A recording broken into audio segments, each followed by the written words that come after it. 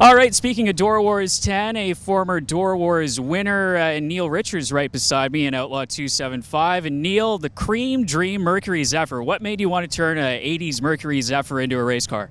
I built this car as a twin. I had a street car that was a Survivor with the same paint scheme, and so I had the both of them. One was a street car, this was the race car.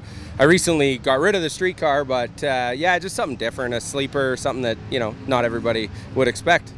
And now with this car, it's had quite a lot of success here on the West Coast, all over the place, back in Edmonton, in Alberta, where you're from.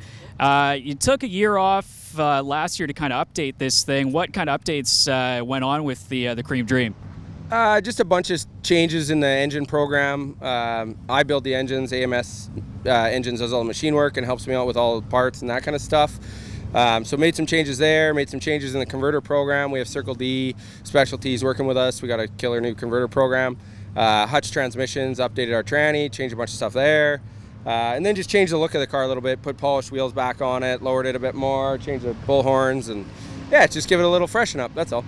With the class here, Outlaw 275, you were at the first Doorwarz in the final round of it back when you guys were running quarter mile, and then obviously switching to eighth mile, a little bit less hairy. But what's it like to see 20 cars here this weekend for Doorwarz in this category? It's awesome. Honestly, I've ran this class since the beginning, and it's nice to see it finally starting to get some traction and some love around here.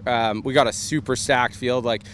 I used to always joke, guys would call me a cheater, and I'd tell them I'm not going too fast, they're going too slow, and now it's proof. There's at least 4 or 5 cars capable of going bottom 40s, high 30s probably, and at least another 10 or 15 real solid competitive cars, so it's really nice to see. Sure. With Outlaw 275, it seems like it's a bit of a driver's and a tuner's race as well, kind of almost more equally split.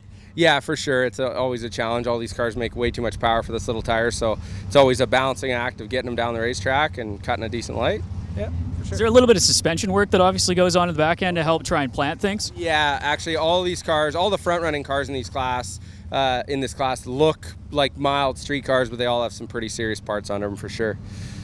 Well, Neil, thanks for taking the time out. We'll let you get back to working on her, and best of luck this weekend. Awesome. Sounds great. Thank you. Thanks, Neil. Yeah, you bet.